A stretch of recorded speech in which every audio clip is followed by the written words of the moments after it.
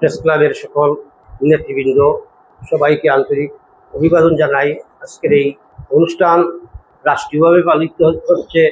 আমি মনে করি জুলাই বিপ্লব আন্দোলনের সকল কলাকৌশল বা ইতিহাস এখানে যারা আছেন বক্তব্য দিচ্ছেন তাদের কাছ থেকে শুধু আমি বলবো একথই যে এই আন্দোলন থেকে আমাদের শিক্ষা নিয়ে যাতে গণতান্ত্রিক রাষ্ট্র ব্যবস্থা কায়েম শুরু হয়েছে, পরবর্তীতে যাতে এই আমরা পিছনে ফিরে না যাই, নতুন উদ্যমে আধুনিকতার ছোঁয়া নিয়ে রাষ্ট্রীয় পরিচালনার ক্ষেত্রে সর্বক্ষেত্রে বৈষম্য দূর হয়, তখনই এই জুলাই আন্দোলনের সার্থকতা হবে। জুলাই শহীদ দিবস উপলক্ষে আয়োজিত আজকের এই আলোচনা সভা দোয়া মাহফিলের আসলে আজকে আমাদের জাতির জন্য একটা গুরুত্বপূর্ণ দিন।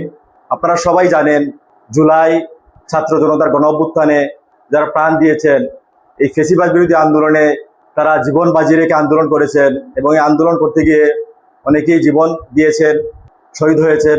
আমি আজকে গভীর শ্রদ্ধার সাথে আমি সেই সমস্ত বীর সন্তানদের স্মরণ করছি এবং আমি মহান আল্লাহ রাব্বুল আলামিনের দরবারে সেই সমস্ত বীর শহীদদের জন্য দোয়া করি, আল্লাহ রাব্বুল আলামিন যেন তাদেরকে শহীদ হিসাবে কবুল করেন এবং তাদেরকে জান্নাতুল ফেরদাউস নসিব করেন। সেই সাথে আমি আরো দোয়া করি জুলাই আন্দোলনে আমাদের দেশের ছাত্র জনতা, সর্বস্তরের ছাত্র জনতা যে আন্দোলন করেছেন, এই আন্দোলন করতে গিয়ে হাজার হাজার ছাত্র জনতা পঙ্গুত্ব বরণ করেছেন, অনেকেই আহত হয়ে এখন হাসপাতালের বেডে কাতরাচ্ছেন।